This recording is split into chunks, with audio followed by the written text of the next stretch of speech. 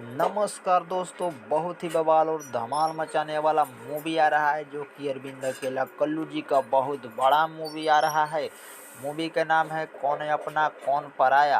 तो एकदम बवाल और धमाल मचाने वाला मूवी है जो कि एकदम पारिवारिक मूवी होने वाला है। देखिएगा तो एकदम बहुत बवाल और धमाल एक्शन जैक्शन वाला और पारिवारिक मूवी है जो कि पोस्टर में देख रहे हैं। अरविंद अकेला कल्लू जी के हाथ में क्या है, एक बच्चा लिए हुए हैं।